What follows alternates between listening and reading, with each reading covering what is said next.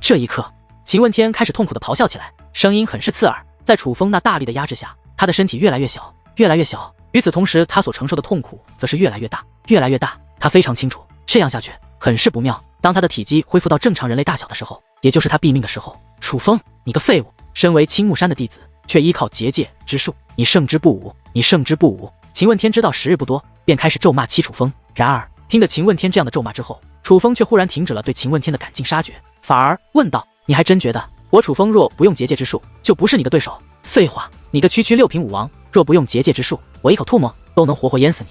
楚风，你就是个废物，只会使用戒灵之术的废物。你以往为修武者，你不配做修武者，你更不配待在青木山，你还是滚去借势联盟吧。”秦问天继续咒骂道。忽然间，楚风意念一动，竟解开了那8臂神尊阵，自己自白云之巅飘落下来，落到了广场之上。楚风这是要做什么？他该不会真的要与秦问天比拼修武之法吧？见到这一幕，在场的许多人都是吓了一跳，他们都觉得楚风实在是太意气用事了，有必胜的机会不把握，反而要用自己的短板与人较量，这可不是明智的行为。而就在这时，秦问天则是身形一晃，那巨大的身躯竟化作一片血红色的气焰，以迅雷不及掩耳之势来到楚风近前，似是一条血色巨蟒一般，将楚风紧紧地缠绕起来。此刻的秦问天已经不是人了，他就是一个怪物，可以化作任何形态，任何物体。哈哈，楚风你真是太狂妄了，高手过招，瞬息万变，你居然连这样的道理都不懂，给了我反击的机会。不过你放心，我秦问天可不会给你机会，你死吧！你越是死不瞑目，我越是高兴，因为你死有余辜。秦问天说话之间，动用全部的力量，对楚风越缠越紧，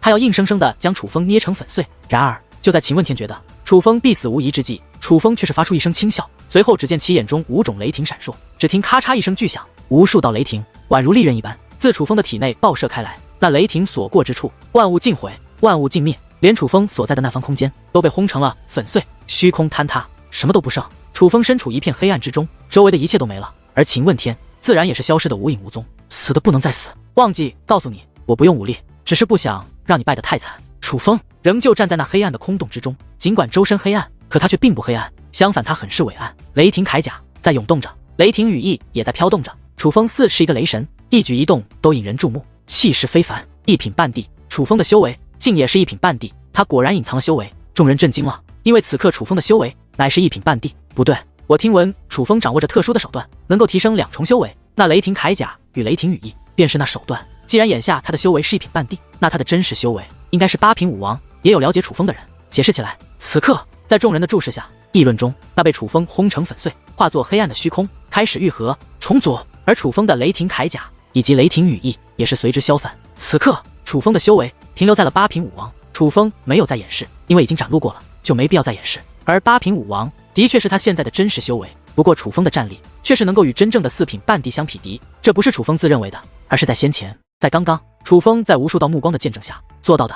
此战结束了，但各方势力对楚风的议论却没有结束。万花秀院、铸剑山庄等势力就不说了，他们都认为楚风是少见的天纵奇才，不仅是结界之术强，就连战力也是如此之强，这绝对是万年也难出一个的好苗子。他们羡慕，甚至嫉妒，可却也想与楚风拉好关系。这不是那些大人物、大势力们没有底线，而是天才就具备这样的魅力，哪怕是如九世这样的掌教人物，也想拉好关系。刚好楚风就是这样的天才。此战过后，其实对楚风看法变化最大的还是青木山的弟子。不管之前楚风获得到6位大人物的压住也好，还是在九世狩猎那击败纣土门20名弟子也好，甚至是他斩杀了秦凌云，那些事情每一件都非同小可，都是轰动性的。不过因为这些事情发生的时候，在场的都是大人物们，知道的人并不多，所以弟子们自然也就不知道楚风如今的楚风有多强。但是今日一战乃是公开的，不仅大人物们在，到场的青木山弟子们更是很多，他们都亲眼见到了楚风的强大，都知道了楚风的变化，所以在他们心中，楚风再也不是那个任由秦凌云揉虐的垃圾，而是青木山当之无愧的第一。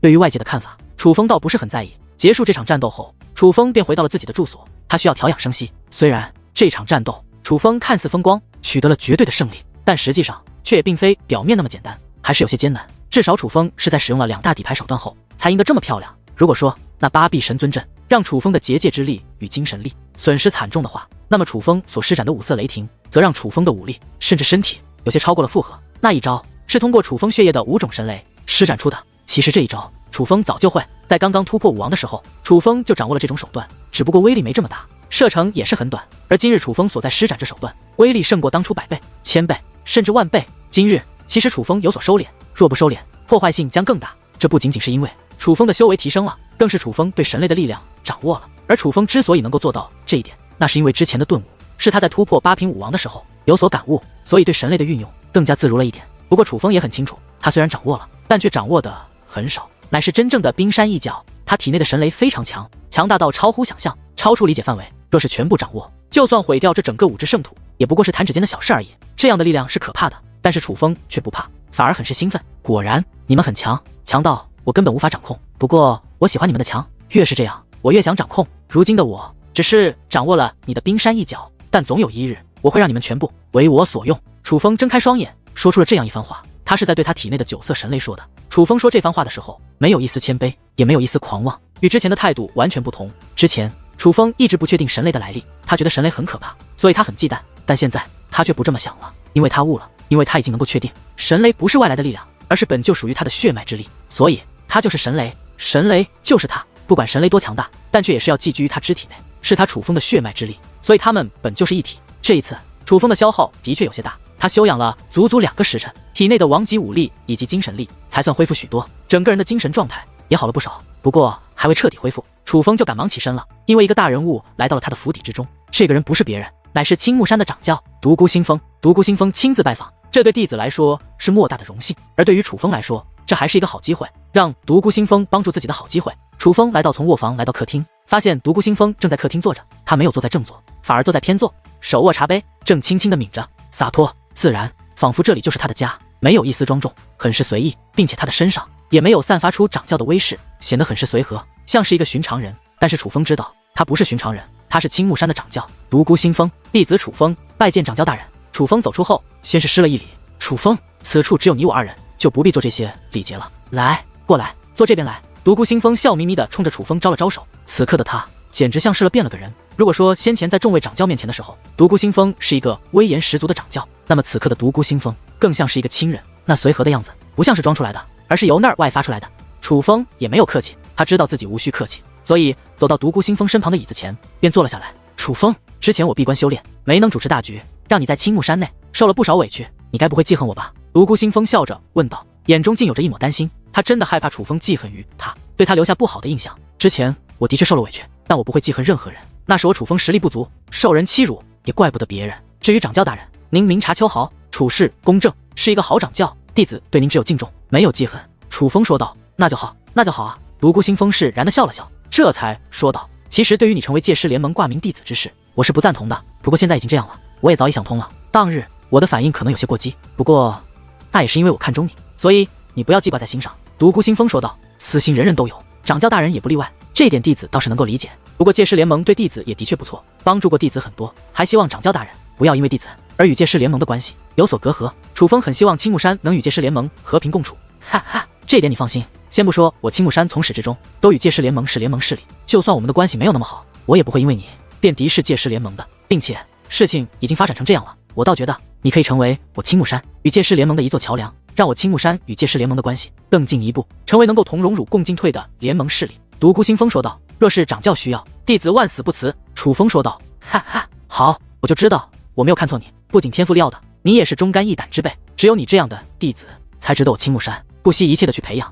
独孤星风真的很是欣赏楚风，这种欣赏快要到达了极致。楚风的一言一行一举一动他都感觉非常的好，甚是满意。之后楚风与独孤星风交谈了很多，他能够感觉得到独孤星风是真心实意的想要栽培他。不过可惜楚风的实力今非昔比，现如今他想突破修为，普通的修炼资源根本无法满足，唯有天地奇物、奇珍异宝这样的修炼资源才能满足楚风。虽说楚风迫不及待的想要提高修为，但却也不想让别人去帮他搞修炼资源，毕竟有些磨难唯有自己亲身经历才能成长。这就像是一条野外的猛虎和一条人类圈养的猛虎，圈养的猛虎丰衣足食，体型硕大，看着很是威武，而野外的猛虎食物不足，瘦弱不堪，看着有失虎威。很多人都觉得圈养的猛虎很强，单看外表就知道圈养的猛虎胜过野外猛虎数倍，但若真的将两虎放在一起来斗，胜的却必定是野外的猛虎。虽然野外的猛虎没有圈养猛虎的好待遇，可是它却生在野外，在野外它不杀生就要被杀，经历无数场厮杀它才能活下来，而它活下来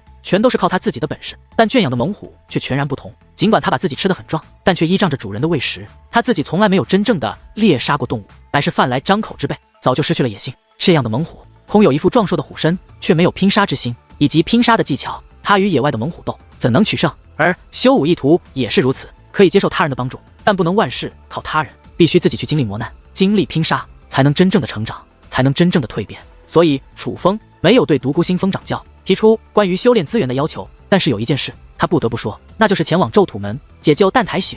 这件事他自己也可以做，但是危险系数太大，九死一生。不仅他是九死一生，淡台雪也是，他不想因为自己的鲁莽而害死淡台雪，所以他必须找人帮忙。独孤星风便是个很好的人选。掌教大人，弟子有一事相求，不知掌教大人能否帮助弟子？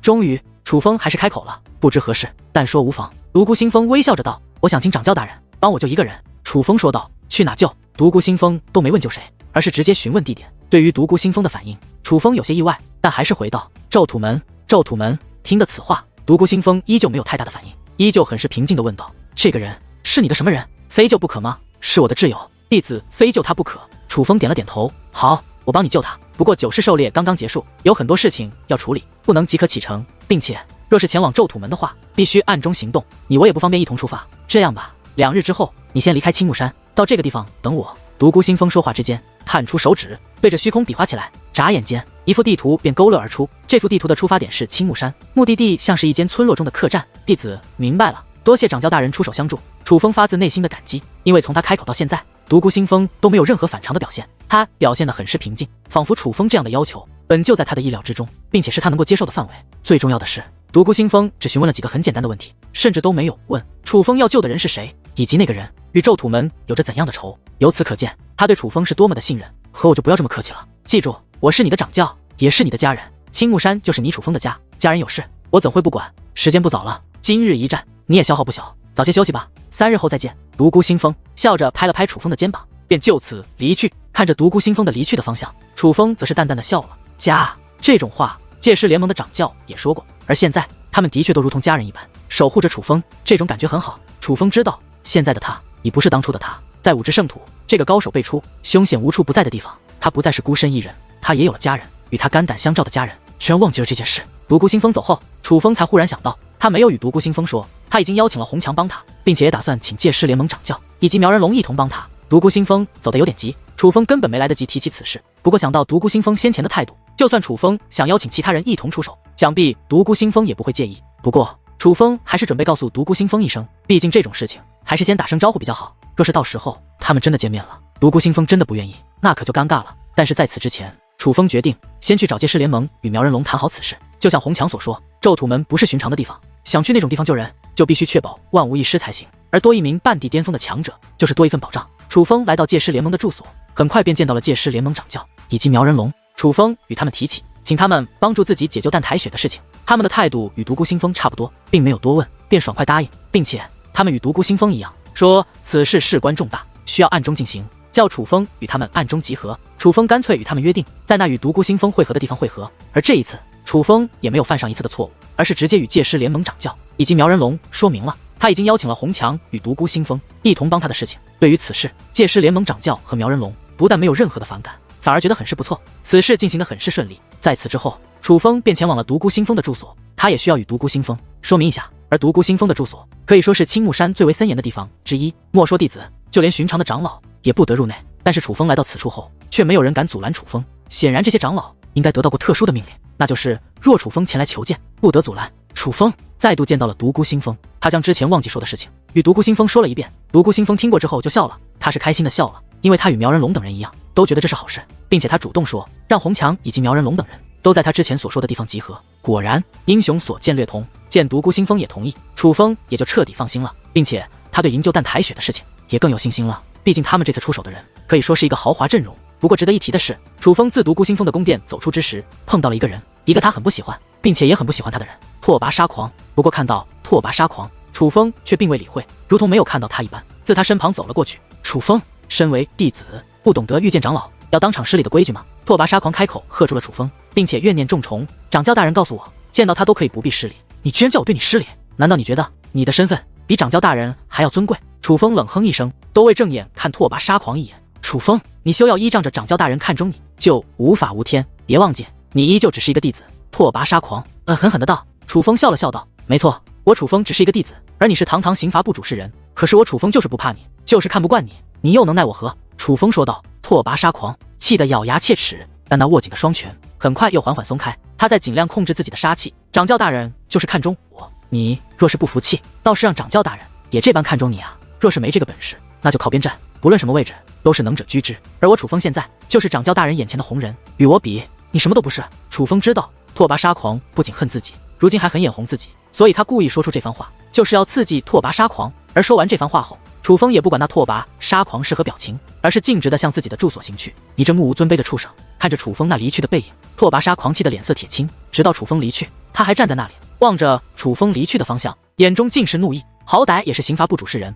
何必与一个弟子置气？这样岂不是显得没了气度？忽然一道声音自宫殿内传出，竟是独孤星风。听得此话，拓跋杀狂赶忙收回目光，快速走进了宫殿之内。此刻独孤星风正站在大殿当中，负手而立，背对着拓跋杀狂，尽显高人气势。掌教大人，并非是属下没有气度，只是楚风他太狂妄了。不管怎么说，他也只是一名弟子，怎能这般与我说话？我也知道他是个少见的人才，可是这样下去，我真是怕您宠坏了他。拓跋杀狂说道。杀狂啊，我知道你很欣赏秦凌云，楚风杀了秦凌云，你心中有怨念。不过身为刑罚部主事人，身为我未来的接班人，你若这点度量都没有，可真就让我失望了。独孤星风转过身来，看向拓跋杀狂的目光很是柔和。掌教大人，您不是让白猿他难道说？听得接班人这三个字，拓跋杀狂的目光顿时变了，涌现出了无尽的期待。白猿不行，他太心慈手软，我已经与会长大人以及盛会内的诸位大人商量过了，过些日子我就会退位，进入青木盛会专心修炼，而掌教之位就由你来接替。独孤星风说道。多谢掌教大人厚爱。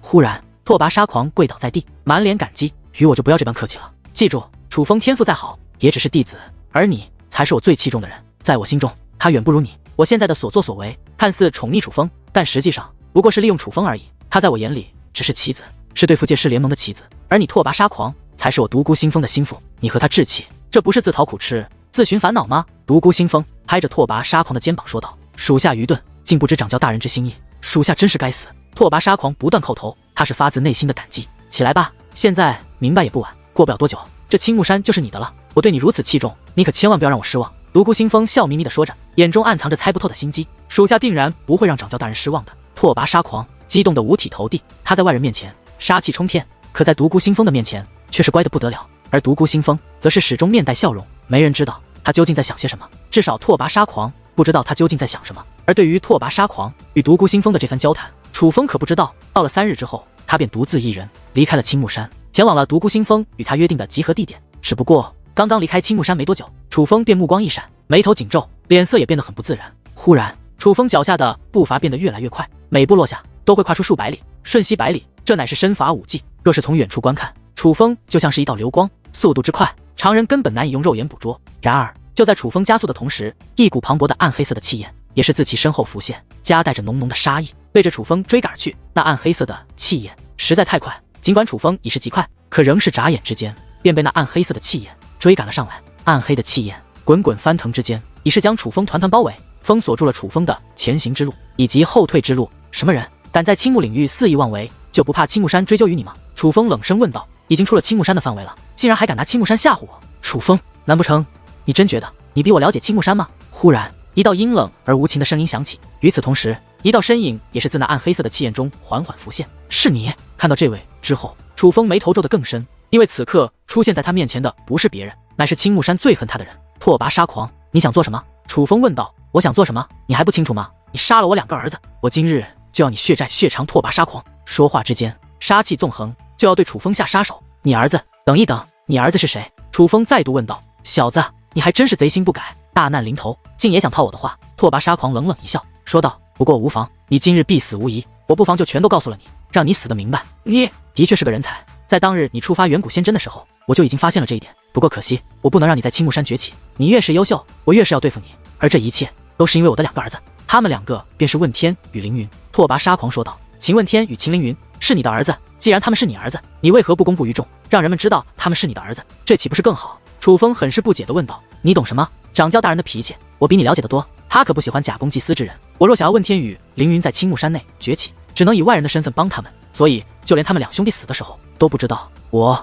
拓跋杀狂其实就是他们的亲生父亲，而他们本不姓秦，实际上是姓拓跋的，应该叫做拓跋问天和拓跋凌云，而死不知生父名。天下间最痛苦的事情莫过于此，可这样的痛苦却偏偏落在了我的身上，而这全都要拜你所赐。楚风，今日我就要为我的儿子报仇，要了你的命，话到此处，拓跋沙狂猛然出手，那有力的大手简直能够撕裂虚空，对着楚风正面抓来，是要徒手将楚风撕成粉碎。由此可见，他对楚风的恨意是多么的重，想杀楚风，你怕是没有机会了。然而，就在拓跋沙狂的大手将要接近楚风之际，一道声音却忽然响起。与此同时，一只手掌忽然出现在了拓跋沙狂的手腕上，紧紧将他的手腕抓住。是你！这一刻，拓跋沙狂面容大变，因为当他手腕被抓之际，一道身影也出现在了他的面前。这个人乃是洪强。洪强是谁？那可是连众卫长教级的人物都没有办法的存在。这样的人物，拓跋沙狂也非常清楚，他是得罪不起的，并且他知道洪强与楚风的关系有些特殊，所以这个时候洪强出现在楚风的身前，这对于拓跋沙狂来说显然不是什么好消息。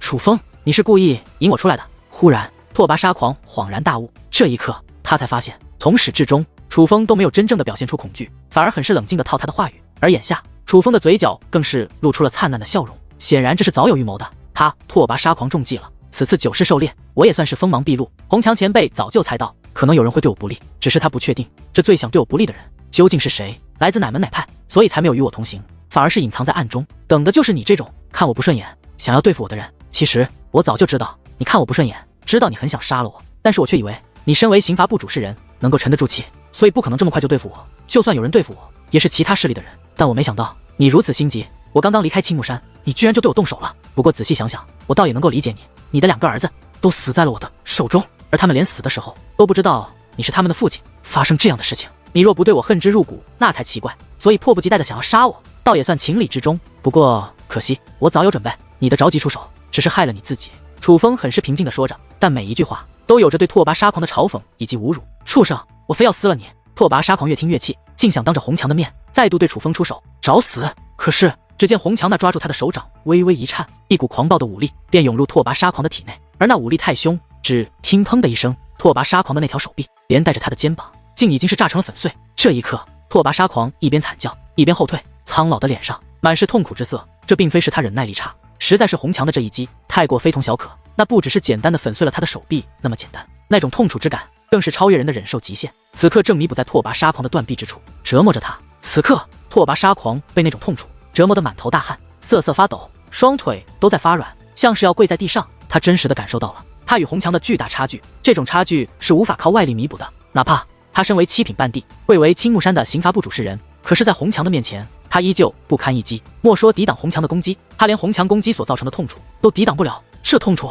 简直就快要了拓跋沙狂的命。然而对于拓跋沙狂，洪强却没有一丝同情，反而眼中闪过一抹寒芒，对楚风问道：楚风，你想他怎么死？前辈，虽然拓跋沙狂的所作所为样样该死，但他毕竟是青木山的刑罚部主事人，我觉得还是将他交给掌教大人处理比较好。楚风说道。独孤星风与这家伙的关系有些特别，若是将他交给独孤星风，怕独孤星风会心慈手软，手下留情。依我看，根本没必要顾忌那么多，干脆一不做二不休，将他杀了，也没人知道是我们做的。洪强眼中的杀意越来越浓。洪强，你敢？你可知道我拓跋沙狂不仅仅是青木山的刑罚部主事人，还是青木山未来的掌教接班人。掌教大人已经说过，再过些日子他就退位，由我来继承掌教之位，这已经是板上钉钉的事情。你若敢杀我，就是与青木山为敌，他们绝对不会放过你。另外，你想神不知鬼不觉地杀死我，那你可就想错了。我的身上早就被种下了印记，如此距离之下，那印记非常清晰。我若出事，掌教大人就一定会知道，青木山一定会知道，他们会知道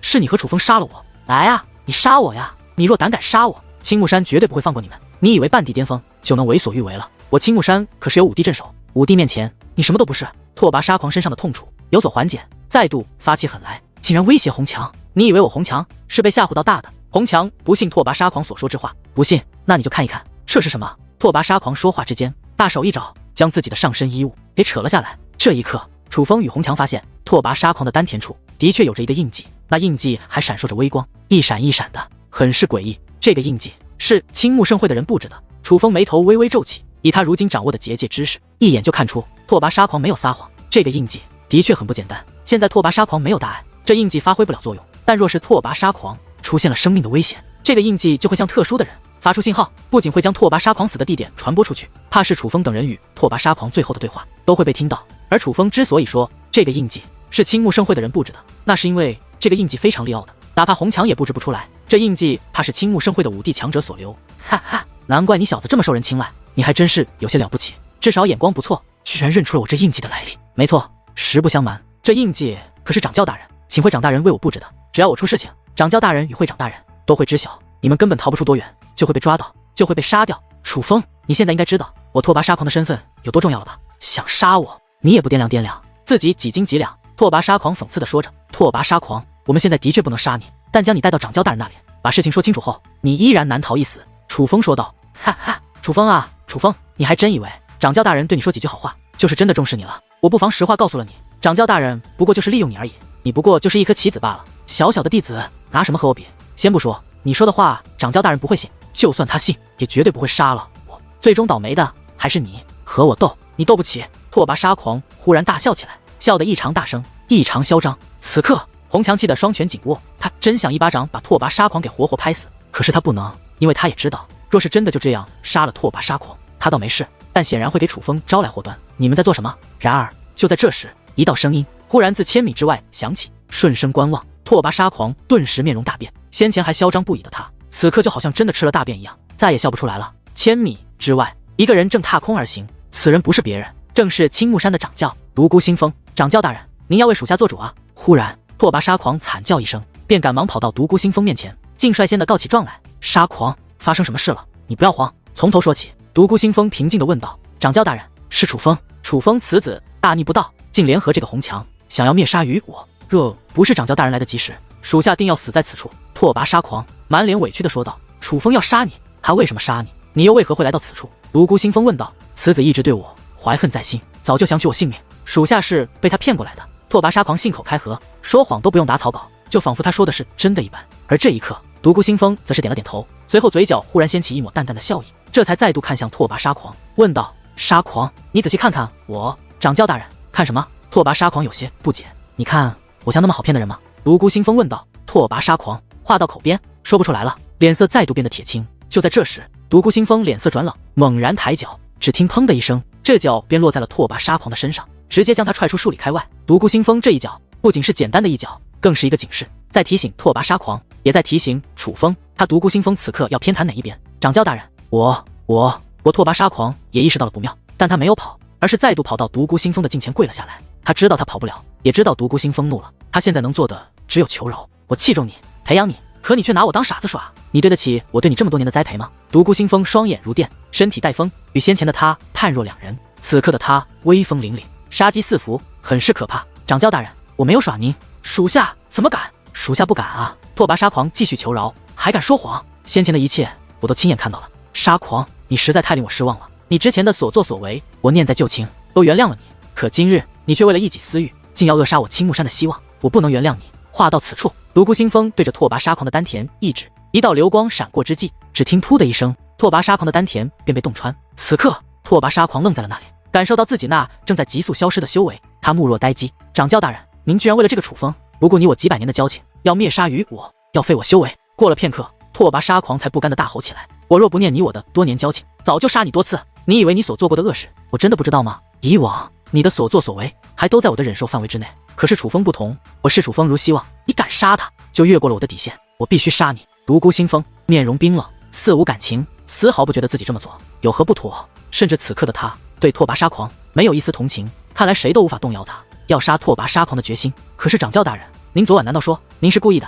拓跋沙狂想到昨晚独孤星风对他说的那些话，再看看此刻独孤星风对他的态度，他恍然大悟，觉得自己是被骗了。没错，我早知道你对楚风心有杀念，所以才故意说那些，增添你的信心，让你有敢动楚风的把握。说白一点，我就是在有意引你上钩。毕竟你若不动手，我也不好替楚风铲除这个隐患，但你若出手，我也就无所顾忌了。独孤星风并未隐瞒。哈哈哈哈哈！忽然，拓跋沙狂大笑起来。此刻的他笑得不像是疯子，而像是傻子。他忽然觉得自己真他妈的是个傻子。独孤星风，你真是铁石心肠，枉费我效忠你这么多年。我刚进青木山没多久就跟着你，一跟就是几百年，可是你居然为了这么一个小畜生要铲除我。独孤星风，我真是看错了你！拓跋沙狂怒吼起来，恨不得全世界都听到他所说之话。他知道自己必死无疑，也不再有所顾忌，而是把想说的都说了。然而这一刻，独孤星风也笑了，他笑得比拓跋沙狂要冷冽得多。看到独孤星风一笑，拓跋沙狂脸色再度一变，哪怕知道他已是必死无疑，可是看到独孤星风这样的冷笑，他还是神色一变，怕了。他真的很怕独孤星风，发自内心的害怕，所以哪怕这个时候，他还是非常忌惮独孤星风。我给过你很多机会，是你不珍惜，不是我独孤星风无情，而是你拓跋沙狂该死。话到此处，独孤星风大袖一挥，拓跋沙狂便化作了一道飞灰，死的不能再死。临死之前，他虽没有发出惨叫，但却陷入了无比的绝望。让他死得痛快点，是我最后能为他做的。他这样的人不配葬在青木山，所以干脆就不留全尸了。独孤星风话到此处，闭上了双眼，面容之上终于涌现出了些许不自然。楚风与红强都能理解，人非草木，孰能无情？独孤星风也是如此。不管拓跋沙狂做了多少恶事，但独孤星风对他还是有感情的，毕竟人心不是钢铁。这一刻，楚风可以算是看到了独孤星风的另一面。身为掌教，他叱咤风云，很少表露出这样的一面，柔情的一面，但却正是这样的一面展露而出，才让楚风对独孤星风的印象更好。他对这位掌教的印象真是越来越好，也越来越信任了。看来独孤掌教，你是从一开始就跟随而来了。忽然，红强开口了：“你能想到的，我自然也就想到了。你不放心楚风的安全，我就更不放心了。其实我之前也不能够100%的确定，拓跋沙狂就一定会对付楚风。若是他这次没有出手，并且以后也不出手，我会给他机会，让他安然的活下去。不过可惜啊。”独孤星风笑了笑，他感伤了片刻后，似乎释然了。虽然独孤星风依旧是人，但显然他胜过常人，调节自己的能力很强。掌教大人，拓跋沙狂丹田上的印记是假的。楚风上前问道。他观察敏锐，发现拓跋沙狂丹田被破之际，那印记并未发出信号，这多半就是假的。只是他没有想到，这印记居然伪装得这么好，连他和红强都骗过了。的确是假的，是个有趣的东西。当初在一处遗迹看到了2个这样的东西，虽然明知道是假的，但毕竟是遗迹中的东西，所以拓跋沙狂与白猿都想试试，我便给他与白猿一人弄了一个。还真没有想到，就算是假的，也假得这么真。无愧是遗迹之物，高手留下的东西总是不同凡响。独孤星风说道。的确假得很真。楚风与红强都表示赞同，因为就在先前，他们的确被拓跋沙狂给骗了，他们还都以为那印记是真的。2位出来吧。忽然，独孤星风说道。听得此话，楚风与红强微微一愣，但很快的，他们不远处的空间便开始蠕动，2道熟悉的身影也是出现在了他们的面前。这2个人不是别人，正是戒师联盟的掌教以及苗人龙。独孤掌教的感应力还是这么敏锐，你不专注修炼戒灵之术，真是浪费了。戒师联盟掌教笑道。我知道你们在靠的可不是戒灵之术，而是修武者的直觉。独孤星风笑道。直觉？戒师联盟掌教与苗人龙彼此看了一眼，一同说道。正所谓英雄所见略同，我觉得我们3人，包括这位红强兄，可能算不上英雄，但至少所见略同。我与红强兄放心不下楚风，你们自然也放心不下。纵使这样消失不妥，但是为了楚风的安全，还是选择凭空消失，暗中保护楚风，离开了我青木山。独孤星风笑道。这一刻，几人都笑了，因为独孤星风所说不假。此刻，楚风也面带笑容，因为他心中很暖。几位前辈对他如此之好，他自然感激。不过虽然感激，但他并没有说，毕竟不是所有感激都要说出来。楚风觉得，有的时候用行动回报去感激他人，反而更好，也最为实际。既然已经到齐了，就直接出发吧。咒土门心狠手辣，怕晚了，楚风的那位朋友会出事情。苗人龙说道。不，我们还是要先到之前便说好的地方一趟。独孤星风说道。你还要去那座村子？戒师联盟掌教不解地问道。不，那可不是一座简单的村子。独孤星风解释道。独孤掌教，虽然我不知你去那里所为何事，但现在我们集结于此，为的乃是帮楚风救出他的朋友。依我看，咱们还是要以此事为主。你若有什么事，日后再办不可吗？红强问道。他虽不是9世掌教，却有着9世掌教的实力，所以他百无禁忌，连独孤星风也不怕，什么都敢直说，性格很是洒脱。红强兄，我明白你的意思，所以我才说要去那里，因为我去那里为的正是解救楚风朋友之事。独孤星风说道。听得此话，几人都是有所迟疑，他们不明白去咒土门与青木领域的这座古村有什么关系。有一件事，也许你们都不知道，但是我知道，咒土门本就是一座邪门歪道，他们修炼的功法，包括使用的手段，都很阴邪。咒土门内有很多见不得人的事与物，而越是见不得人，便越是不能外传。所以咒土门是9世之中守卫最为森严的地方，有着9世之中最完善的守护阵法。这些我们知道。戒师联盟掌教插话道。我还没有说完，我知道先前我说的你们知道，但是接下来我说的你们一定不知道。咒土盛会有一个人叫做煞帝，你们知道吗？独孤星风问道。当然知道，咒土盛会的几大武帝之一，煞帝可以说是最心狠手辣、最不择手段的一个，臭名昭著，口口相传，谁不知道他？戒师联盟掌教说道。那你可知道煞帝的儿子是谁？独孤星风再度问道。这个戒师联盟掌教答不上来，看了眼红强与苗人龙，而他们2人也不回答，显然他们都不知道。我可以告诉你们，煞帝的儿子就是咒土门现任掌教丧坤。独孤星风说道。竟然是他，他竟然是煞弟儿子。听得此话，苗人龙3人都有些意外。煞帝此生至少有过几百个儿子，可那些儿子都因为修武资质达不到他的要求标准，或是被他活活掐死，或是在他活活训死，最终只剩下了丧坤一人。所以丧坤非常受煞帝重视，也很受喜爱，被视为传人。而如今煞帝他没有在咒土盛会内修炼，而是在咒土门内修炼，为的就是替他的儿子守护咒土门。我们此次前往咒土门，虽然只是营救一位小辈，但是我们的身份都有些特殊，想必你们也都不想暴露自己的身份，都想万无一失，否则一个不慎，可就不是我们是否要倒霉，而是会牵连青木山和界师联盟与咒土门的关系。咒土门本就偏激，若是此事败露，难免会引起一场大战，会有无数长老和弟子因此丧生，而我们就是这场战争的罪魁祸首，我们都将成为罪人。所以，我们此行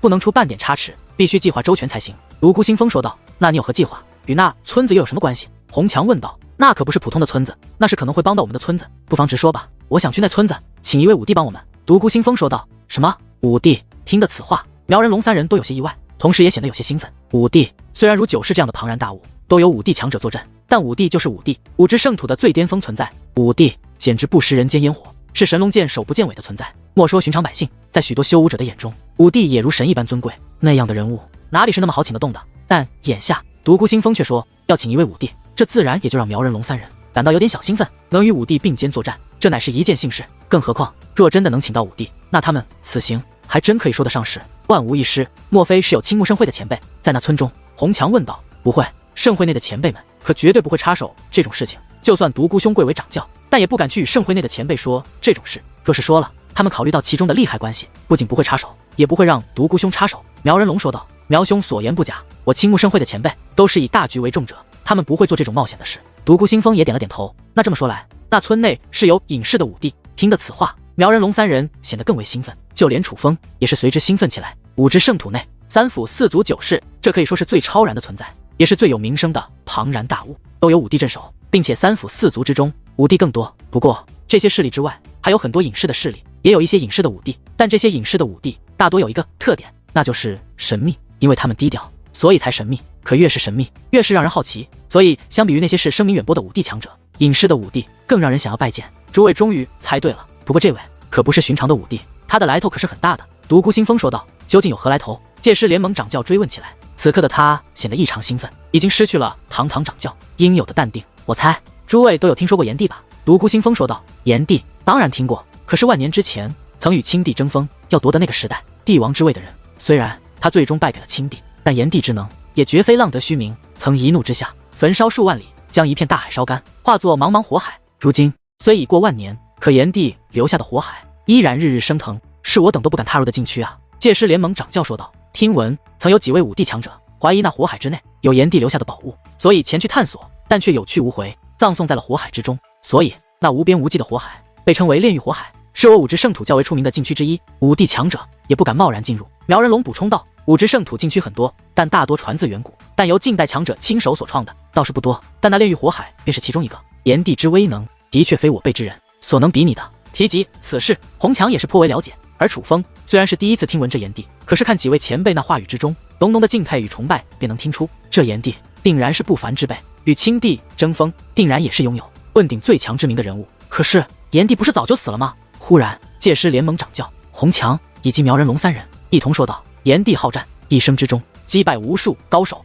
人类、妖兽，甚至远古精灵，战战取胜，从未败过。可以说在青帝未出世之前，炎帝是那个时代人类之中当之无愧的最强者，而炎帝所在的炎族更是那个时代人类之中首屈一指，可以说是最强的势力。炎族的族人并不多，远不及四大帝族，可是炎族却是当时连三府都不敢惹的存在，就别说四族，更别说九世了。而这全都拜炎帝所赐，是炎帝以一己之力扛起了整个家族的繁荣。不过就在炎帝站在最顶峰的时候，青帝却是横空出世。青帝青玄天，没人知道他究竟来自哪里，他的身份是那样的神秘。可是当他第一次扬名之后，就以势不可挡之势一路高歌猛进，成为了当时武之圣土口口相传的神话。而青帝的崛起，则是让被奉为人类最强的炎族之人感到自己的地位岌岌可危。于是乎，许多炎族之人开始暗地里背着炎帝造谣生事，四处抨击青帝，用炎族当时的影响力影响青帝之名声。一次势力聚会中，炎族的人更是当着青帝的面挑衅青帝，青帝一怒，当场斩杀了炎族33人。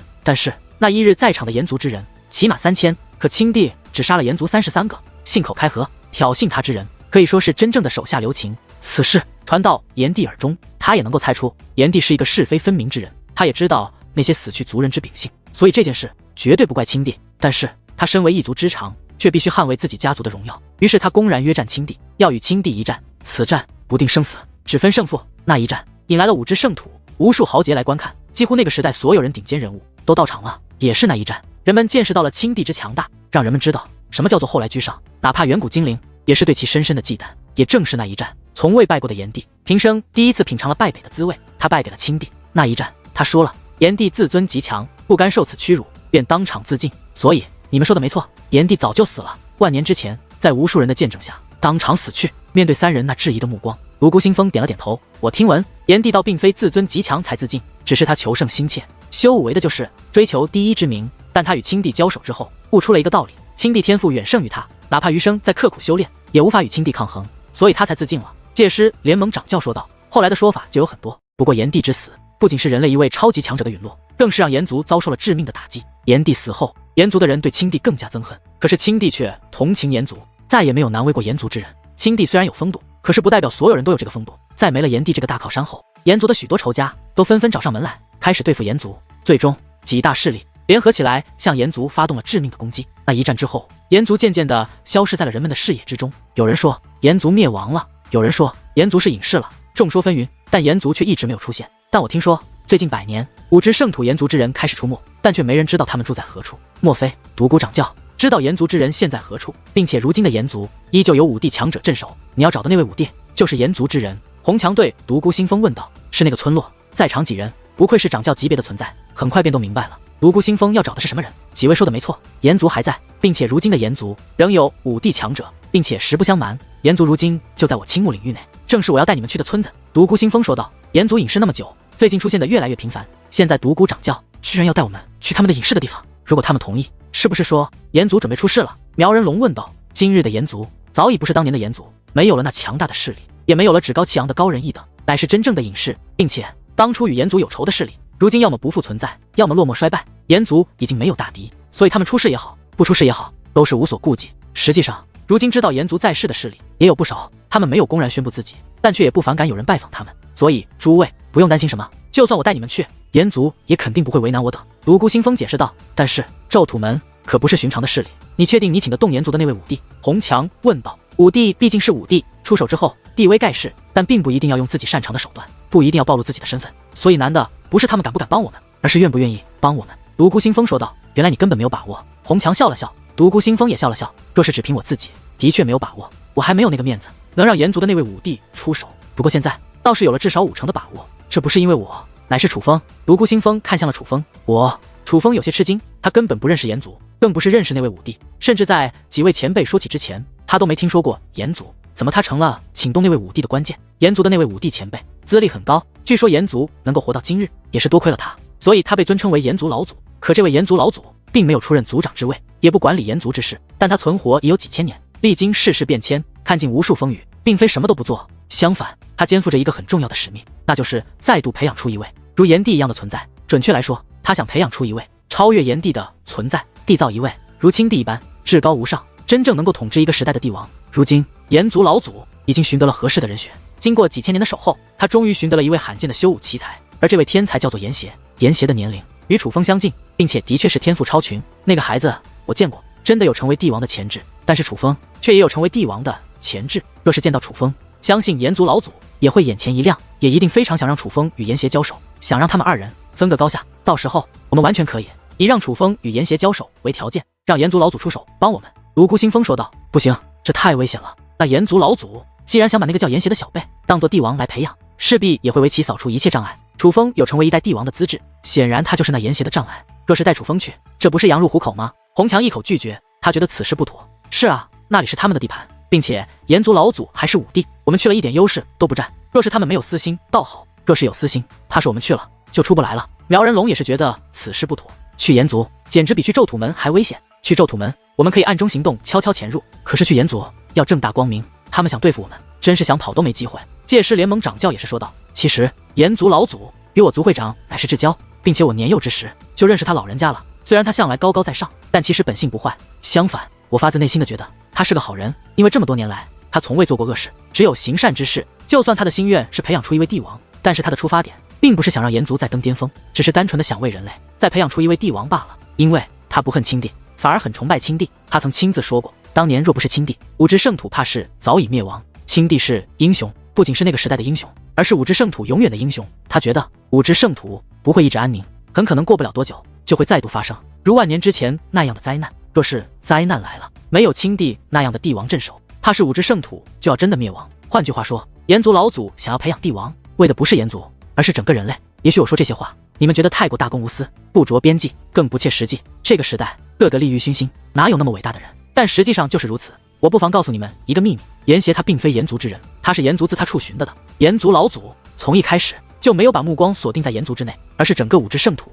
而是所有人类。所以这一战，楚风败了，无伤大雅。若是楚风胜了，反而会让炎族老祖对楚风高看，获得青睐。以他老人家的性格，绝对不会眼睁睁地看着楚风去咒土门送死的，所以他一定会出手相助。但这个前提是，楚风必须获得他的青睐，让他意识到楚风是少见的人才，是有机会成为帝王的人。而获得这一切的最直接方法，就是楚风击败炎邪。独孤星风解释道：“还是不妥，知人知面不知心。就算那炎邪不是炎族之人，可那炎族老祖培养他多年，有感情。而一个时代只能有一位帝王，若是让他选择培养炎邪还是培养楚风，他肯定会选择培养炎邪。若是楚风击败炎邪，他定然动怒，势必要为了炎邪铲除楚风。如果说让楚风冒这个险，我倒宁愿不请这位武帝，而是我们几人直接去咒土门。”红强依旧拒绝，他并不相信那个炎族老祖，我倒是愿意试一试。然而就在这时，楚风却是忽然开口了：“楚风，此事非同小可，你可千万想清楚啊！”红强劝道：“红强前辈，我知道你是为我好，我也知道几位前辈很强，有你们在，我去咒土门营救朋友，多了很大的成功几率。可若真如掌教大人所言，如今的咒土门内就有武帝镇守，那么咒土门内也太危险了，比我们预想的要危险的多。我不想你们为了我而冒这样的风险，所以我想去请炎族的那位老祖出手。我觉得，如果掌教所言属实，那位前辈是为了人类而培养帝王，甚至为此都不打理自己的家族，不利用自己的能力让家族变得更强大，而是把所有精力耗费在一个外人的身上，那么他真的很伟大。就算他不肯出手相助，我也很想拜见一下这位前辈。”楚风说道。听得此话，红强、苗人龙、借尸联盟掌教3人彼此互看了一眼后，忽然笑了。既然如此，那我们就去一趟吧。3人一同说道。他们竟然妥协了，看，这就是帝王的潜质。我说了半天，你们都不信。楚风几句话，你们就同意了？有些东西说不清道不明，但是不服不行。独孤星风笑着说道：“哈哈，还真是。”而红强等人也一同笑了。此刻，楚风略显尴尬，但却没有说话，只是微微的笑着。一个时代的帝王，楚风的脚步可不会止步于此。可以说，楚风的目标不在此处，楚风的目标乃是天外，那是一个独孤星风等人都不熟悉，甚至都未曾听说过的地狱。想去那里挑战自己家族的威严，楚风必须很强。5只圣土的帝王倒是一个不错的跳板，若是连这里都统治不了，楚风拿什么和天外的家族斗？所以他有着自信成为这个时代的帝王，毕竟他的血脉之力。可是9色神类决定之后，楚风等人便在独孤星风的带领下，来到了那炎族现在所赖以生存的地方。这是一个位于青木领域，较为荒凉，也少有人行走的地方。说的简单点，就是此处人烟稀少，是隐居的好地方。而炎族所在的存在，本叫做炎村，是一个荒凉的村子，原本只有几户人家，靠打猎为生。在炎族来此之后，这里日益壮大，早就从几户人家发展成了几百户人家，并且每一户人家看着是平民百姓，其实都是修武高手。这村子里有一个客栈，那个客栈的老板是这个村子最强的人，竟是一位半帝。虽然只是一品，但是这个修为已是不弱。要知道，青木南陵的掌教如今也只是一品半帝而已。而这个客栈就是之前独孤星风让楚风来等他的地方。不过如今独孤星风来了，楚风等人就不必在那客栈等了，而是直接跳过了岩村，来到了岩村的后方。岩村的后面有一座大山，鸟语花香，青山绿草，谈不上多美，但也很是自然。楚风正常来看，倒也没有发现异常。不过直觉告诉他，这山不简单，所以他动用了天眼。而天眼之下，这山便原形毕露。这根本就不是山，而是一座守护阵法，不仅有着不俗的防御效果，还有隐蔽效果。楚风天眼显微，看得越来越清楚。那山渐渐消失，浮现在楚风眼前的乃是一座城。这城有些特别，砖是黄的，但上面却刻有红色的图腾，那图腾似是火焰。整个城像是由烈焰打造，但却并不扎眼，反而看着很是舒服。这是搭配的恰到好处。城很大，但走在路上的人却并不多，很多地方都有守卫，尤其城门口的守卫很强。这样的阵势可不像是平民居住的地方，更像是一座超然势力。显然这就是炎族之人真正的居住之所。独孤星风向大门处走去，竟有通行钥匙，直接打开了结界的门。而结界大门打开后，楚风等人便进入了这座炎族之城。进入其中，楚风能够更清楚地看到炎族之人，他们与寻常人倒没有特殊的区别，都是普通的人类。至于守卫们，见到楚风等人也没有太多的惊讶，甚至还频频地向楚风等人点头示好，态度很是和谐。而楚风能够看得出来，他们之所以这样友善，多半是因为独孤星风。若是独孤星风不在，而是他们4人闯入此处，怕就不是这样的结果了。毕竟那些守卫腰间的王兵刀刃可不像是摆设品，他们是真正的守卫，守护此处的存在，并且他们的年龄都不小了，不是年轻的小伙子，每一个都是活了几百年的老家伙，他们的修为可都不弱，每一个守卫都是半帝境。由此可见，岩村的守卫情况还是非常不错的，至少派这样的强者来看门，这是连九世这样的大势力也做不到的。独孤掌教，您来了。忽然，一位四世守卫首领的人走了过来，没有过多的理解，像是见到了一个老朋友。言过族长可在？独孤星风问道。族长大人在。独孤掌教是找我家族常有事。那位守卫首领问道。是有事与他相商。独孤星风回道。独孤掌教随我来吧。那位守卫首领便开始带路，没有飞行，没有施展武技，而是一步一步最踏实的行走着，步履缓慢，但却能够更仔细的欣赏这城池的街景。越是深入，楚风越是惊叹。路边时常会有成群的孩童玩耍，偶尔也会看到与楚风同龄的年轻人。无论是孩童还是同龄的年轻人，修为都是超过普通人，资质皆是上等，但更多的却是老一辈的强者。他们的修为最弱的都是武王，大部分都是半帝，这样的实力当真不俗，简直比青木山还要强，真是瘦死的骆驼比马大。尽管炎族不复当年，但也具备着很强的实力。当然了，若真要比，他们还是弱于九世的，毕竟九世真正的战力乃是在于盛会，盛会的那些家伙们才是最可怕的。而这炎族不同，他们的老一辈强者没有隐士，而是与年轻一辈同住一城，所以一眼看去才感觉这里的综合战力很强。在那守卫的引路下，楚风等人终于来到了一座威严的大殿，殿内眼下没人，他们先是在此等候。不过没过多久，一个体型高大、身材健硕、身穿一身火红长袍的男子便在那守卫首领的跟随下走了出来。这个人修为不弱，是半帝巅峰，就连气质也是与独孤星风几人差不多。显然这位应该就是这炎族的族长了。独孤兄，多日不见，别来无恙啊！想不到这一次连界师联盟掌教和当家长老苗兄也都来了，真是幸会幸会啊！炎族族长很是热情，竟然认识界师联盟掌教以及苗人龙。可是楚风看得出来，界师联盟掌教和苗人龙显然不认识他。这位兄弟是炎族族长，看向红墙，思索好久，叫不出名字。这一刻，楚风明白了，炎族族长隐世于此，苗人龙等人自然不认识他。但是苗人龙等人都是名人，他们的画像在外都有售，所以他才认识苗人龙和界师联盟掌教。但是红墙并不出名，知道他的人很少，就别提他的画像了。所以炎族族长自然也就不认识红墙。诸位，我来介绍一下，这位便是炎族族长炎红。炎兄，这位乃是落叶竹林掌教红墙。在此之后，独孤星风为炎族族长介绍了一下红墙，最后也介绍了一下楚风。真是英雄出少年啊，如此实力就8品武王，真是厉害。独孤兄，你青木山自秦问天与秦凌云后，又出了一个少见的天才啊！打量了一番楚风后，炎族族长笑着夸赞道：秦问天与秦凌云能与楚风比吗？他们还不够格。红墙翻了个白眼，听得此话，炎族族长有些无言，因为他不知道发生过什么。但是显然红墙这话有所不妥，让炎族族长有些下不来台面。炎兄，我此次前来其实是想拜见老祖，我有事想与他商量，不知可否方便让我见老祖一面。见状，独孤星风赶忙开口，缓解了这尴尬的气氛。想见老祖啊？没问题，我这就去找人安排。炎族族长说话间，对身后的那位守卫首领使了一个眼色，那位首领也是心领神会的离开了。没过多久，那位守卫首领便回来了，说道：族长大人，老祖还在休息，现在不方便见人，不知老祖休息多久了？独孤星风问道。已有10日了。那位守卫首领说道。没关系，我们可以等一等。独孤星风知道炎族老祖的休息是什么意思，那是炎族老祖修炼的一种方式，闭目养神，感受天地，这样的休息可要比睡觉久，但是10日的话也几乎是极限。他知道炎族老祖不出1日就会醒来，所以他等得起。见独孤星风要等，炎族族长也是待客有道，并没有让独孤星风等人在这干等，赶忙命人准备点心酒品，这才与独孤星风等人谈论起修武之道。他们几位都是半帝巅峰，距离武帝只差一步之遥，可是这一步之遥不知难倒了多少人。有些资质好的人可能100岁之前就成为半帝巅峰，可是活了几千年也是半帝巅峰，直到死去也没能突破。所以对他们来说，想突破这层阻碍是此生最大的心愿。为了能够突破，也都会与熟悉的人交换感悟，